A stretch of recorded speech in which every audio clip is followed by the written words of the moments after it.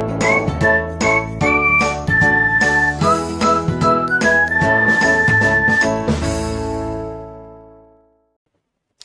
everyone, warm welcome to all of you and welcome to our channel IS Darbar.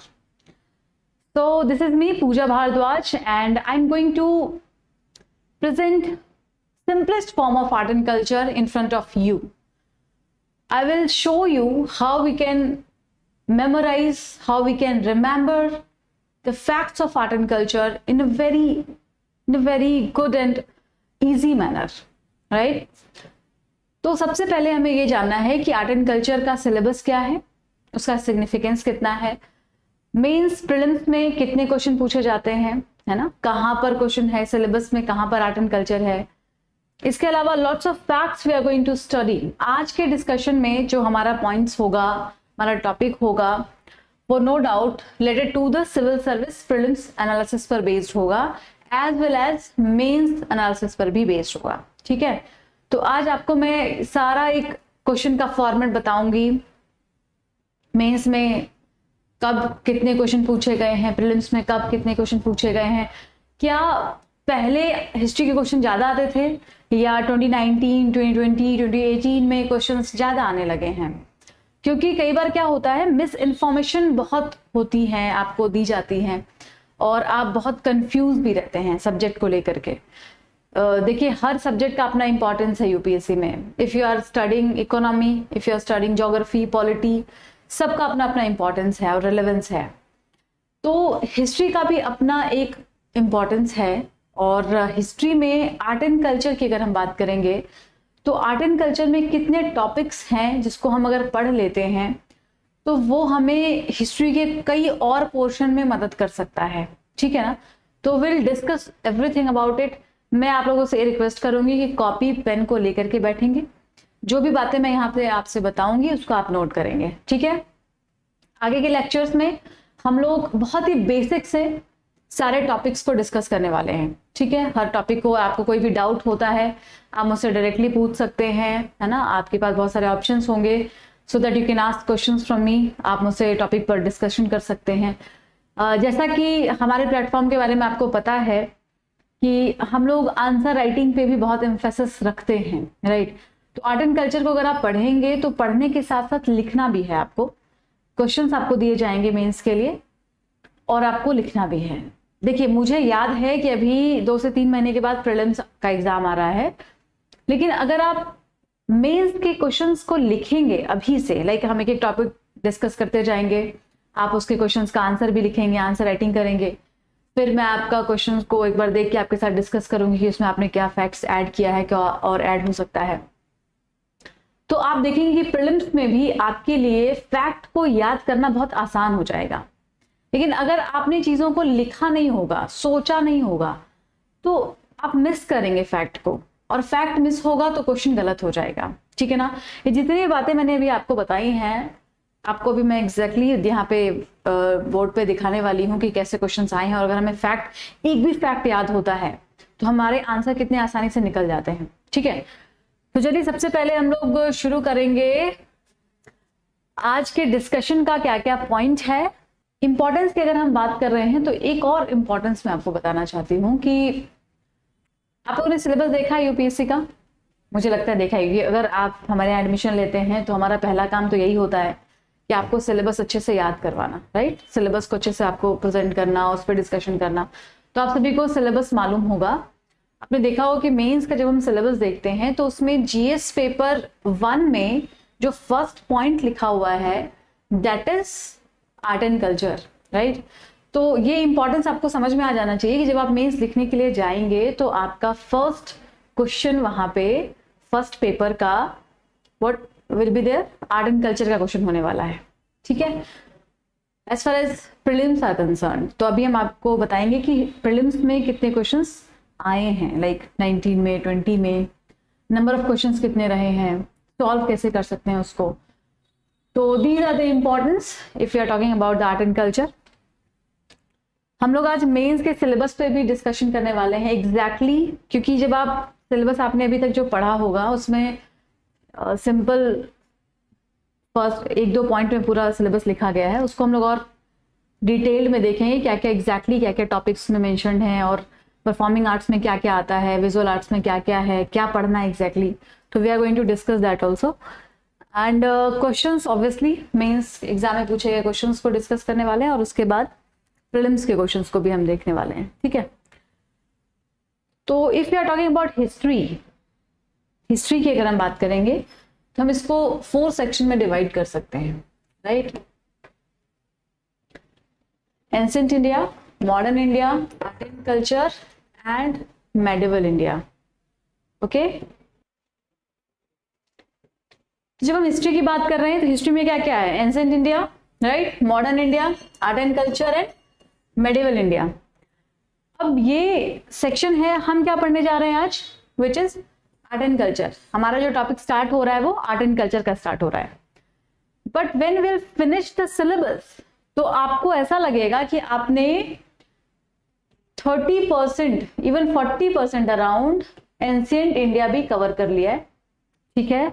आपको ऐसा लगेगा कि modern India के भी कुछ पोर्शन हमने कवर कर लिए हैं through the art and culture. उसी को पढ़ने के दौरान आप कुछ ऐसे फैक्ट्स पढ़ेंगे जिसको कि आप मैच कर सकते हैं मॉडर्न इंडिया के टॉपिक से। आर्ट एंड कल्चर तो कवर होगा ही, और मेडिवल इंडिया के भी कुछ फैक्ट्स इसमें आ जाएंगे, ठीक है। तो पूरी जो हिस्ट्री है वो ऑब्वियसली एक दूसरे को कॉम्प्लीमेंट करती है, जब भी हम पढ़ते हैं तो काफी कॉम्प्लीमेंट करती है। और आर्ट एंड कल्चर को हम एंशिएंट के साथ साथ पढ़ेंगे, ठीक है ना। I am not telling you कि पूरा एंशिएंट उसमें कवर हो जाएगा, एंशिएंट का कुछ पोर्शन हम अलग से भी देखेंगे। बट आर्ट एंड कल्चर और एंशिएंट का जो शुरू वाला टॉपिक्स है, जहां से हम स्टोन एज और उन सब चीजों की बात करते हैं, तो उसको हम कंबाइंडली देखते हुए चलेंगे। इंडस वैली में हम और डिटेल्स में जाएंगे कि क्या क्या चीजें मिली थी, छोटे छोटे फैक्ट्स जो बेस्ड हैं मोहनजोदारो को लेकर के, हड़प्पा को लेकर के। तो will discuss everything here in art and culture, ठीक है। तो ये आपको आई होप क्लियर हो गया है।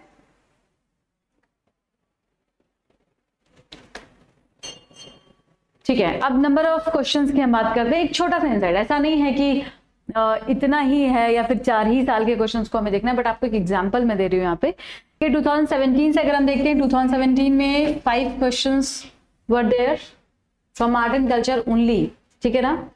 100 क्वेश्चन में 5 क्वेश्चन आपके आर्ट एंड कल्चर से थे। 2018 में भी सेम 5 क्वेश्चंस और अराउंड 6 क्वेश्चंस वर देयर। 2019 में 2 क्वेश्चन थे अकॉर्डिंग टू दिस एनालिसिस जो यहाँ पर किया गया है, जहां से मैंने डाटा लिया है। और 2020 में 4 क्वेश्चंस वर देयर, ठीक है। अभी आप लोग 2021 का एग्जाम देने वाले हैं, तो अराउंड 4 to 5 क्वेश्चंस आने के पूरे चांसेस हैं प्रीलिम्स में। और 5 ओके। तो अब एक बार हम लोग डिटेल सिलेबस देख लेते हैं। सिलेबस को पार्ट वाइज डिवाइड करके पढ़ेंगे, एक एक करके टॉपिक्स को कवर करते जाएंगे। और डिटेल सिलेबस इसलिए लिया गया है कि आप लोगों को कंफ्यूजन ना हो कि कितना हो गया, कितना बचा हुआ है। तो एक एक टॉपिक हमारा कवर होता जाएगा, और वो सारे फैक्ट्स पर हम टेस्ट भी कंडक्ट करेंगे, and answer writing plus objective question को सॉल्व करते हुए आगे बढ़ना है, ओके। तो हम इसको 3 कैटेगरी में डिवाइड कर सकते हैं आर्ट एंड कल्चर के सिलेबस को। One is performing arts, then visual arts and then literary art. इसका एग्जैक्ट मतलब इसके वर्ड में ही है, परफॉर्मिंग आर्ट इज व्हाट, जिसका परफॉर्मेंस होता हो। If you can perform the things, like if you can dance, if you can play music, तो वो सब परफॉर्मिंग आर्ट्स में आ जाएगा। इसके सब टॉपिक्स को भी हम देखेंगे। विजुअल आर्ट्स, जिसको आप देख पाते हैं, राइट। तो पेंटिंग, आर्किटेक्चर, स्कल्पचर्स, ये सब विजुअल आर्ट के पार्ट हो जाएंगे। इसी में थोड़ा सा सब कैटेगरी है और डिटेल में जाना पड़ेगा। अभी जो रिसेंट में आर्किटेक्चर न्यूज़ में रहा हो, रिसेंट में कुछ डेवलपमेंट्स हुए हों, not only in India but around the world, तो उसको भी हम लोग इसमें कवर करेंगे, ठीक है। Then literary arts, literary that means from literacy, और आपकी जो इम्पोर्टेंट बुक्स हैं, ऑथर हैं, इन सब के बारे में हमें पढ़ना होता है, और क्वेश्चंस आता ही आता है ना। तो स्टार्ट करते हैं परफॉर्मिंग आर्ट्स से। परफॉर्मिंग आर्ट्स में क्या क्या पढ़ना है एग्जैक्टली, बहुत ही डिटेल में मैं उम्मीद करूंगी कि आप लोग उसको याद कर लेंगे टॉपिक वाइज, ठीक है। सो परफॉर्मिंग आर्ट्स में हम डांस फॉर्म्स देखेंगे। डांस फॉर्म्स में भी क्लासिकल डांस, रीजनल डांस, ठीक है। तो कितने क्लासिकल डांस हैं ओवरऑल, किसी को याद है? अगर किसी ने पढ़ा होगा खुद से तो क्लासिकल डांस के जितने भी फॉर्म्स हैं उनको हम यहाँ डिस्कस करेंगे। भरतनाट्यम, मोहिनीअट्टम, कथकली, कथक, ओडिसी, मणिपुरी, कुचिपुड़ी, सतारिया। तो इनमें से कोई भी क्वेश्चन आता है तो हमारा वो स्किप नहीं होना चाहिए, बिकॉज जो डांस फॉर्म्स हैं वो बहुत इजी हैं, इंटरेस्टिंग हैं और इम्पॉर्टेंट हैं। सबसे ज़्यादा बड़ी बात है कि इम्पॉर्टेंट हैं, ठीक है। रीजनल डांस फॉर्म्स में एक्चुअली इंडिया आपको पता है कि बहुत ज़्यादा डाइवर्सिटी है, तो रीजनल डांस फॉर्म्स के नंबर्स बहुत सारे हैं, बहुत सारे डांस फॉर्म्स हैं। तो विल सी जो भी इम्पॉर्टेंट डांस फॉर्म्स इससे क्वेश्चंस बनते हैं, करंट में न्यूज़ में रहा है, उन सबको देखते हुए रीजनल डांस फॉर्म को हम डिस्कस करेंगे, जिसमें कि छाऊ, बिहू डांस और ये सारे डिफरेंट डांस जो हैं that will be covered. Okay, तो परफॉर्मिंग आर्ट्स में डांस के अलावा आपको बताया क्या, म्यूजिक होता है ना। म्यूजिक में कार्नाटिक म्यूजिक, हिंदुस्तानी म्यूजिक, रीजनल म्यूजिक। तो जिनको भी बहुत घबराहट होती है आर्ट एंड कल्चर से, आपको फियर है आर्ट एंड कल्चर से, आप अपने दिमाग में एक स्ट्रक्चर बना लें कि हमें इन इन चीज़ों पर डिस्कशन करना है, इन इन चीज़ों को पढ़ना है, याद करना है। और बहुत ही सिंपल है, एक बार हम इसको पढ़ लेंगे, 2-3 बार रिवाइज कर लेंगे तो आपको याद हो जाएंगी चीज़ें। ओके, तो परफॉर्मिंग आर्ट्स में हम थिएटर, पपेट्री वगैरह की भी बात करेंगे। आपको यहाँ पे सिलेबस का एक एक पॉइंट लिख दिया गया है, इसके बाहर से कुछ भी नहीं पढ़ना है, बस इतना ही कवर करना है और आपका काम हो जाएगा। रॉड पपेट्स, शेडो पपेट, ये सब, ग्लोव पपेट्स, ये सब बहुत इंपॉर्टेंट होते हैं। अक्सर टेस्ट सीरीज में आपको ये क्वेश्चन मिलते हैं, प्रीलिम्स में भी आता है और मेंस में भी क्वेश्चन पूछे जाते हैं। विजुअल आर्ट्स की अगर हम बात करेंगे, मैंने शुरू में बताया architecture, sculpture and painting, 3 segment है जिसको हम डिस्कस करेंगे। आर्किटेक्चर में जैसे अभी मैंने आपको शुरू में बताया कि हम एंशिएंट और आर्ट एंड कल्चर दोनों को कंबाइंड करके पढ़ेंगे। तो शुरू के यानी इंडस वैली सिविलाइजेशन में जाएंगे तो वहां पे उस समय का क्या आर्किटेक्चर था, इफ यू नो कि वो आर्किटेक्चर के लिए ही बहुत फेमस है। जब हम हड़प्पा सिविलाइजेशन की बात करते हैं तो वहां पे आर्किटेक्चर का अपना एक इंपॉर्टेंस है। तो we are going to discuss that prehistoric architecture कैसे थे, फिर टेम्पल आर्किटेक्चर है तो कितने कितने डेवलपमेंट हुए, साउथ इंडिया में कैसे टेम्पल्स बनते हैं। आप में से अगर कोई घूमने के लिए गया होगा तो देखा होगा कि वहाँ के जो टेम्पल हैं वो दूसरे स्ट्रक्चर का होता है। नॉर्थ इंडिया में जो टेम्पल्स होते हैं उसका स्ट्रक्चर अलग होता है। जब आप उड़ीसा की तरफ जाते हैं, ईस्टर्न इंडिया में जाते हैं तो वहाँ का टेम्पल का स्ट्रक्चर डिफरेंट टाइप का होता है। तो क्या ये जो डिविजन्स हैं उसमें कुछ टेक्निकलिटीज हैं, क्या उसका नाम अलग अलग है, क्या होता है ये, अगर आपने सुना है द्रविड़ शैली क्या होती है, नागर शैली क्या होती है। We are going to discuss all these important facts and Buddhist architecture, Indo Islamic architecture, modern architecture. तो ये सारे जो सब पॉइंट्स हैं इसको हम बहुत डिटेल में और इंपॉर्टेंट चीजों को बहुत एम्फेसिस करके डिस्कस कर लेंगे, सो दैट आपके लिए क्वेश्चंस जो है वो आसानी से सॉल्व हो जाएं। स्कल्पचर की बात करेंगे हम, डिफरेंस भी देखेंगे कि आर्किटेक्चर स्कल्पचर में क्या डिफरेंस होता है और जो अच्छे अच्छे स्कल्पचर्स थे वो किस समय में बने हैं, गुप्ता पीरियड के स्कल्पचर्स किस तरीके के थे, मॉडर्न इंडिया में कैसे स्कल्पचर्स बनते हैं। ठीक है, painting one of the very important topic of art and culture. Painting बहुत इंटरेस्टिंग भी होता है, राइट। तो उसमें मिनिएचर पेंटिंग क्या है, मुराल पेंटिंग्स क्या हैं, और अगर आपने भीमबेटका का नाम सुना है तो वहां पर उस समय में कैसे पेंटिंग्स बने थे। ठीक है, जब सिविलाइजेशन शुरू हो रहा था तब भी पेंटिंग्स तब भी पाए जाते थे, तो वो पेंटिंग्स कैसे बनता था, क्या मटेरियल यूज होता था, everything we will study here.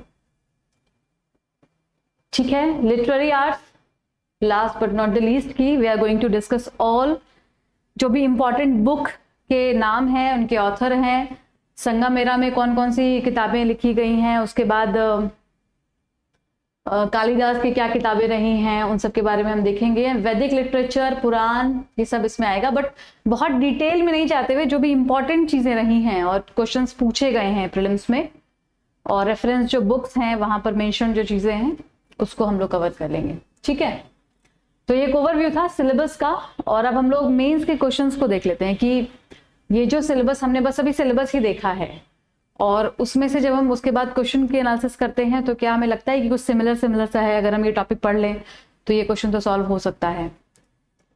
Rock cut architecture पर मेंस में क्वेश्चन आया हुआ था। ठीक है, और आप देख रहे हैं कि 2 क्वेश्चन हैं, ठीक है ना। 2020 में 2 questions were there from art and culture. मैंने आपको बोला कि आप जब जीएस पेपर 1 का एग्जाम देने के लिए जाएंगे, आपका पहली बार मेंस होगा और वो जो आपके सामने पेपर आएगा उसमें फर्स्ट क्वेश्चन आपके आर्ट एंड कल्चर से होगा और उसमें 2 क्वेश्चंस आपसे पूछे गए हैं, एक तो रॉक कट आर्किटेक्चर पर है और दूसरा पाला पीरियड पर है। ठीक है, that the significant phase in the history of Buddhism in India. तो उसको कंपैरेटिव एनालिसिस करते हुए हम लोग जब पढ़ेंगे then will be able to write the answer है। ठीक है, यानी 10 और 10 20 नंबर के क्वेश्चन आपसे पूछे गए हैं। 2020 का ये क्वेश्चन पेपर है। 2019 में क्वेश्चन देखेंगे तो वहां पे आपसे पूछा गया है Greco Bactrian elements in Gandhara आर्ट। में जो लोग बाहर से आए थे इंडिया में ट्रेवल करने के लिए, तब भी रिसर्च होता था, तब भी रिसर्च डेवलपमेंट्स होते थे, लोग आकर के यहाँ के कल्चर के बारे में जानना चाहते थे। तो उसमें बहुत सारे डिफरेंट ट्रेवलर्स के बारे में भी हमें पढ़ना होता है। कई बार आपके प्रीलिम्स में भी क्वेश्चन बनता है कि किसके समय में कौन आया था, कंटेम्प्रेरी कौन थे और किसके दरबार में ये गए थे। ठीक है, तो तीसरा क्वेश्चन है भक्ति मूवमेंट पर। ये हम बात कर रहे हैं 2018 में पूछे गए क्वेश्चंस की। जैसा मैंने बोला 3 क्वेश्चंस थे वहां पे और 2017 में भी 2 क्वेश्चन आए हुए हैं, यानी कि मिनिमम 2 और मैक्सिमम 3 क्वेश्चंस पूछे जा सकते हैं मेंस में अगर हम आर्ट एंड कल्चर की बात करते हैं। ठीक है, अब प्रीलिम्स का एक एनालिसिस ले लेते हैं कि नंबर ऑफ क्वेश्चंस कितने रहते हैं। क्या आप लोगों को दिख रहा है? मैं यहाँ पे लिख रही हूँ नंबर ऑफ क्वेश्चंस, आपको देखना है। हिस्ट्री में 2011 से 2019 का एनालिसिस है, टोटल 11 क्वेश्चंस वर देयर। ठीक है, 2012 में 17 क्वेश्चन हिस्ट्री से पूछे गए हैं। हिस्ट्री में मैंने कहा कि सारा कंबाइंड होगा, modern India, art and culture, medieval, ancient. और 13 में भी 11 क्वेश्चन है, तो 11, 17 ऐसे क्वेश्चन हैं। लेकिन 2019 में 17 क्वेश्चन पूछे गए हैं। आप ये कह सकते हैं कि 15 के बाद सबसे ज्यादा क्वेश्चन 2019 में 17 क्वेश्चन पूछे गए हैं हिस्ट्री से। यानी कि अब फिर से एक बार जो ट्रेंड है वो पुराना वाला हो रहा है कि काफी इंपॉर्टेंस दिया जा रहा है हिस्ट्री, पॉलिटी, इन सब चीजों को। साथ में करंट अफेयर्स का तो अपना एक रेलेवेंस है ही। तो 17 क्वेश्चन 2019 में पूछा गया था हिस्ट्री से और इसीलिए हिस्ट्री बहुत इंपॉर्टेंट है अगर हम प्रीलिम्स के पॉइंट ऑफ व्यू से भी देखते हैं तो।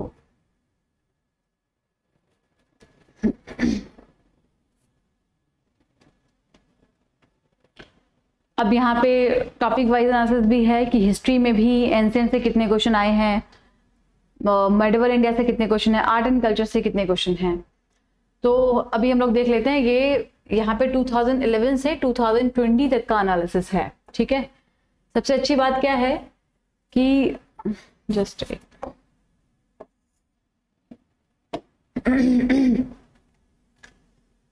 तो इसमें ये यहाँ पे हम लोग सब्जेक्ट में भी जो कैटेगरी है उसको देख रहे हैं कि एंशिएंट से कितने क्वेश्चन आए हैं, medieval, modern, art and culture से कितने क्वेश्चन पूछे गए हैं। 2011 से 2020 तक का यहाँ पे एनालिसिस है। देखिए आर्ट एंड कल्चर की चूंकि हम आज बात कर रहे हैं तो आर्ट एंड कल्चर के नंबर ऑफ क्वेश्चंस को देखेंगे। 2011 में एक क्वेश्चन है, फिर 2, फिर 1। लेकिन 2014 में आर्ट एंड कल्चर से 10 क्वेश्चन पूछे गए थे। अगर हम 2015 के बाद का डाटा देखते हैं, पिछले 5 सालों का डाटा देखते हैं, तो यहाँ पे 4 मैक्सिमम क्वेश्चंस तो पूछे ही गए हैं सिर्फ आर्ट एंड कल्चर से, है ना, फ्रॉम आर्ट एंड कल्चर। तो इसीलिए एंशिएंट और आर्ट एंड कल्चर दोनों से, अगर एंशिएंट से 4 क्वेश्चन है और आपके आर्ट एंड कल्चर से 4 क्वेश्चन, टोटल 8 क्वेश्चन हो जाएंगे। और जैसा मैंने आपको बताया कि अभी एंशिएंट को साथ में लेकर के हमें पढ़ना है। तो अगर हम पूरा आर्ट एंड कल्चर पढ़ते हैं तो उसमें एंशिएंट के भी बहुत सारे पोर्शन कवर हो जाएंगे। एंशिएंट इंडिया हम लोग पढ़ेंगे तो आर्ट एंड कल्चर के भी बहुत सारे पोर्शन कवर हो जाएंगे। लेकिन ध्यान से देखिए तो नंबर ऑफ क्वेश्चन जो है वो 8 हो गया दोनों को मिला करके। और 8 क्वेश्चन के लिए अगर हम अच्छे से मेहनत करते हैं और बहुत ही श्योर हो जाते हैं तो बहुत बड़ा एज यहाँ पे आपको मिल सकता है। पूछा गया है। ठीक है, 2012 का क्वेश्चन देखते हैं। भरतनाट्यम और कुचिपुड़ी में डिफरेंस यहाँ पे पूछा गया है। ठीक है, कुचिपुड़ी एंड भरतनाट्यम, जैसा मैंने शुरू में बताया था क्लासिकल डांस फॉर्म में ये दोनों ही चीजें हमें पढ़नी है। और अभी अगर आपने इसको पहले से पढ़ा है तो ठीक है, नहीं तो इसको हम लोग सॉल्व करके देखते हैं। थोड़ा सा फैक्ट बेस है, अगर हमें पता होना चाहिए कुचिपुड़ी में ये कहाँ से, कौन से स्टेट से है और कैसे इस डांस को परफॉर्म किया जाता है। फर्स्ट स्टेटमेंट है dancers occasionally speaking dialogues is found in Kuchipudi dance but not in Bharatanatyam. Bharatanatyam में एक्सप्रेशन का बहुत बड़ा रोल होता है, ठीक है, उसमें डायलॉग्स बोले नहीं जाते बट डांस को परफॉर्म किया जाता है। तो ये स्टेटमेंट सही लग रहा है according to the given statement. दूसरा स्टेटमेंट है dancing on brass plate. Brass plate, ये नाम देखते ही हमें समझ में आना चाहिए कि ये कुचिपुड़ी के बारे में बोला गया होगा, क्योंकि कुचिपुड़ी में ये फीचर होता है। 2012 में यूपीएससी ने पूछा है, ठीक है ना, ध्यान दीजिएगा इसको। Dancing on the brass plate by keeping the feet on its edge is the feature of Bharatanatyam. इसका मतलब है कि ये स्टेटमेंट बिल्कुल गलत है। आधे स्टेटमेंट में ही आपने पहचान लिया कि ये स्टेटमेंट, सेकेंड स्टेटमेंट गलत है, बिकॉज ब्रास प्लेट पर उसके एज पे खड़े होकर कुचिपुड़ी में डांस किया जाता है and it is from Andhra Pradesh. Andhra Pradesh का ये डांस फॉर्म है कुचिपुड़ी। तो ये दूसरा स्टेटमेंट सीधा गलत हो गया। आप आगे पढ़ लेते हैं। Kuchipudi dance does not have such a form of movement. That means second statement is absolutely incorrect and first statement is correct. So the answer should be A. यानी कि क्लासिकल डांस फॉर्म के बारे में अगर हमें छोटे छोटे फैक्ट्स भी पता है, बहुत ही हमने ब्रॉडली भी इसको पढ़ा है, तो we can solve the question. UPSC में आपको जर्नलिस्ट होने की आवश्यकता होती है, एज यू नो, और अगर उतना भी हमें मालूम है तो हमारे क्वेश्चन आसानी से सॉल्व हो जाएंगे। नेक्स्ट क्वेश्चन पर चलते हैं जो पूछा गया है यूपीएससी में ही। 2013 का क्वेश्चन हम देख रहे हैं। क्वेश्चन है त्रिभंग पोजीशन के बारे में। त्रिभंग जो पोस्चर होता है वो किस तरीके का होता है, उसके बारे में यहाँ पे ये 4 स्टेटमेंट है। आपको पहचानना है कि कौन सा जो पोस्चर है वो त्रिभंग पोस्चर को शो करता है। तो इस तरीके से है, if you know. So one leg is bent and the body is slightly but oppositely curved at the waist and neck. तो लेग इज बेंट, ऐसा तो कुछ होता ही है उसमें त्रिभंग में। अब देखते हैं कि बाकी के जो स्टेटमेंट हैं वो इस स्टेटमेंट से रिजेंबल होते हैं या नहीं, या फिर वो त्रिभंग के जो डेफिनेशन है उससे रिजेंबल होते हैं कि नहीं। Facial expression, hand gesture and markup are combined to symbolize certain epic historic characters. ऐसा कुछ भी मैच नहीं कर रहा है त्रिभंग से, वहां पे कोई ऐसा हिस्टोरिक कैरेक्टर या फेशियल एक्सप्रेशन की बहुत ज्यादा बात नहीं होती है। Movement of body, face and hands are used to express oneself और tell a story. Story telling जैसी भी कोई बात नहीं है। त्रिभंग एक पोजीशन है, एक पोस्चर है जिसको आपको शो करना होता है। तो यहाँ पे स्टोरी को देख करके हम इसको गलत मान सकते हैं। A little smile, slightly curved waist and certain hand gesture are emphasized to express the feeling of love or eroticism। तो वंस अगेन अगर हम बहुत ही अप्रोप्रिएट देखते हैं, कंफ्यूजन ए और डी में हो सकता है, बट यहाँ पे हम लेग इज बेंट सीधा पढ़ रहे हैं। वन लेग इज बेंट जो त्रिभंग की पोजीशन को एक्चुअली में शो कर रहा है, तो आंसर शुड बी ए। अब आपको लग रहा होगा कि ये ऐसे कैसे हम पहचानेंगे, हमें नहीं आ रहा है, बट जब आप इसको पढ़ेंगे, इसको एग्जैक्टली पिक्चर को देखेंगे, तो वहां पे आपको पिक्चर बन जाएगी और आप स्टेटमेंट को एक्सक्लूड कर पाएंगे या इंक्लूड कर पाएंगे। ठीक है। Reference to the Indian history of art and culture, consider the following pairs. 2014 में पूछा गया है। यहाँ पे हमें ये देखना है कि हम कोई भी एक स्टेटमेंट को अगर हटाते हैं, एक्सक्लूड करते हैं, तो क्या हमारा आंसर आता है निकल के। एक ऑप्शन तो ये कि आप सारे स्टेटमेंट को पढ़िए, फिर यहाँ पर जाइए, फिर इसको देखिए, फिर आंसर निकल के आएगा। बट जब आप थोड़ा फ्रीक्वेंट पढ़ेंगे, टेस्ट वगैरह सॉल्व कर लेंगे, तो आप एलिमिनेट करके भी आंसर बहुत ही आसानी से निकाल पाएंगे। फर्स्ट स्टेटमेंट है grand image of Buddha Mahaparinirvan with numerous celestial musician above. तो अजंता, साइट का नाम दिया हुआ है अजंता, की वहां पर इस तरीके की चीजें हैं।